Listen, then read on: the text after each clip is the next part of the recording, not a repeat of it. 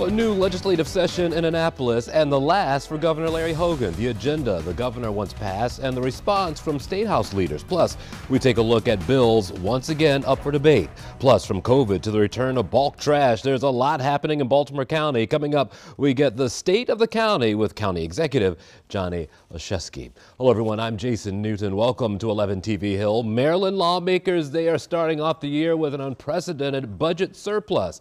Now, of course, comes the debate on just how to spend it. This week, Governor Hogan released his budget plan. Climate change, redistricting, education, and crime fighting are all hot topics this session.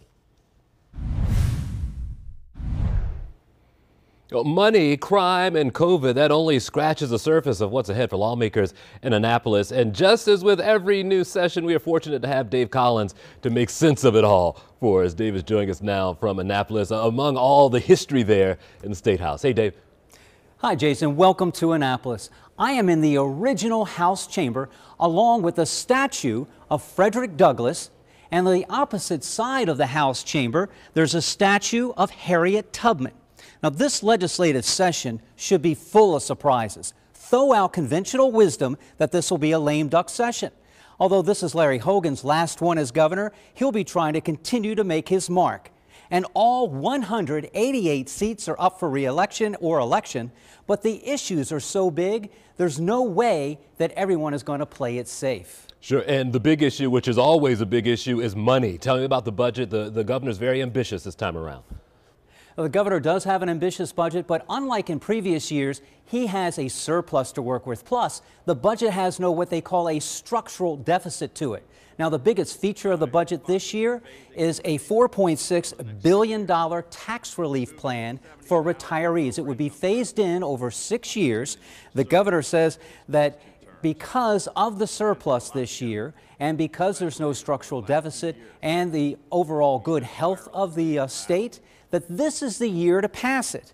Now, the state Senate president has signaled he's not only open to discuss retirement tax relief, but also a general tax cut. State House leaders will be briefed later in the afternoon on what this all means, and of course we'll be looking forward to their take on the governor's budget. Now, the budget also includes additional money, some $500 million for law enforcement agencies across the state.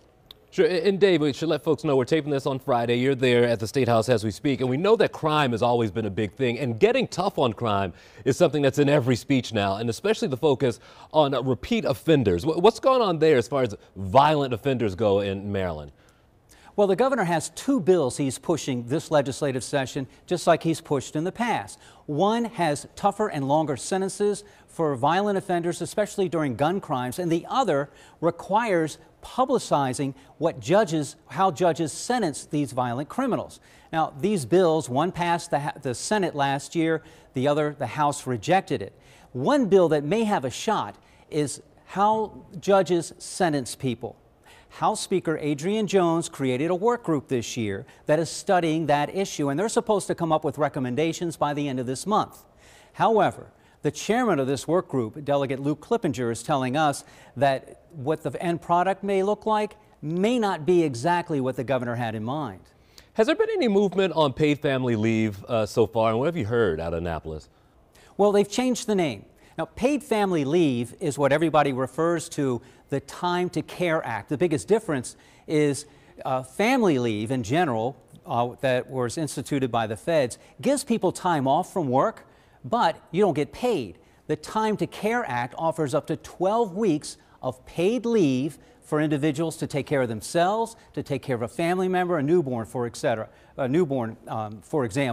Now, the Senate president is a little concerned about this because there's no mechanism to pay for it. However, the bill sponsor is saying it's going to be a 50-50 split between the employee and the employer, and this number is about, I think it's $3.50 per pay period that you would have to pay into it. It would establish an insurance fund to make this happen. Sure. There are a lot of differing opinions, even some theatrics that went along with redistricting this time around. Tell me where that stands after we ended the last session with so many fireworks, I would say, when it came to redistricting. Well, there's going to be similar fireworks. Just the other day, the Senate Joint Committee, passed a legislative redistricting plan favored by House and Senate Democrats. That plan is now on the Senate floor. The Senate is going to debate it and send it over to the House. The House is likely to pass it and give it to the governor. The governor is likely to veto it, and lawmakers will have to make the decision whether or not they want to do a veto override this session on that bill. Hey, one more for you, as we're in the middle of the Omicron variant right now. I hear that things look a little different on the House floor, Senate floor right now.